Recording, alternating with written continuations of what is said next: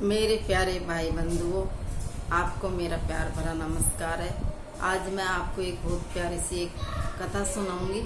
कथा है अर्जुन और द्रौपदी जी की। द्रौपदी जी वन में रहती थी, उस टाइम की कथा है।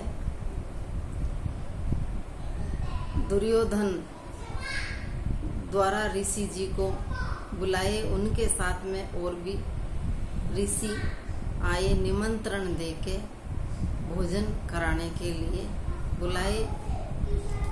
अच्छा पकवान बनाया, भोजन ग्रहण करके ऋषि जी बहुत प्रसन्न हुए। दुर्योधन से बोले, दुर्योधन कुछ मांग। दुर्योधन बोले,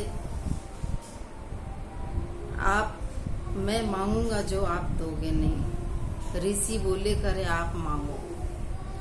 दुर्योधन कहता है, द्रौपदी जी वन में रहती है, उनके 88,000 ऋषि लेके जाओ, उनके भोजन करो। ऋषि जी बोले, वो तो पहले ही दुखी है, वन में है, उनको क्यों दुखी करते हो? कर नहीं, उनके भोजन करो। द्वारा ऋषि जी बोले अर्जुन को, अर्जुन हम आपके घर आएंगे, हम भोजन ग्रहण करेंगे।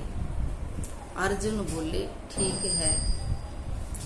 अर्जुन द्रौपदी जी से जाके कहता है, माँ 88,000 ऋषि आएंगे, भोजन ग्रहण करेंगे। माँ कहती है, अभी बना के खाया है, पहले बोल देते, अपन नहीं करते, उनको भोजन कराते। द्रौपदी जी कहती हैं, क्षीर सागर भरा है, इसमें स्नान कर लेंगे, मैं कुछ बंदोबस्त करती हूँ। 88,000 स्नान के लिए क्षीर सागर में जाते हैं। द्रौपदी उधर सोच करती है, मेरे पास तो कुछ भी नहीं है, 88,000 ऋषियों को कैसे भोजन ग्रहण कराऊंगी। भगवान को पुकारती है, हे दीन बंधु दीने नाथ, मेरी लाज तेरे हाथ। प्रार्थना करती है भगवान को। प्रार्थना सुनकर भगवान खड़े होकर आते हैं।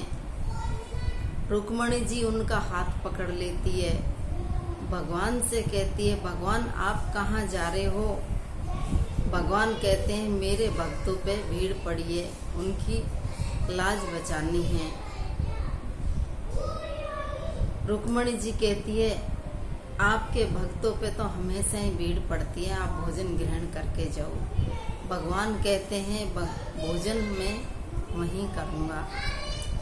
द्रौपदी जी के पास भगवान आ जाते हैं। द्रौपदी जी कहती है, भगवान मेरे पास तो कुछ भी नहीं है, मैं क्या बंदोबस्त करूं? 88,000 ऋषि आएंगे भोजन के लिए।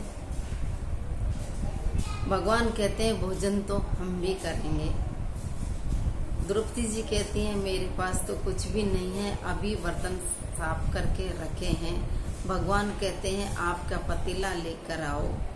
द्रौपदी जी पतीला लेके आती है, उसमें एक चावल लगा हुआ मिलता है। उस चावल को भगवान ने आधा तोड़ के, सेम आपने प्रसाद लिया, भगवान ने आधा उसी में रख दिया।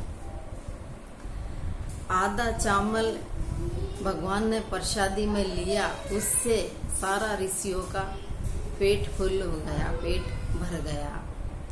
ऋषियों को वहीं नींद आने लग गई, उबासी आने लग गई। कुछ ऋषि तो चले गए वापस।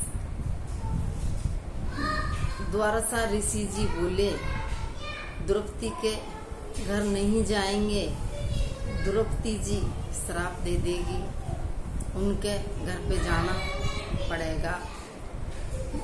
द्वारा ऋषि जी आ गए, उनके साथ में और भी ऋषि आए 2-4। द्रौपदी जी से बोले, द्रौपदी जी हम तो आपकी परीक्षा ले रहे थे, आप अपनी परीक्षा में सफल हुई, आप जीती, हम हारे। द्रौपदी जी हमें क्षमा कर देना।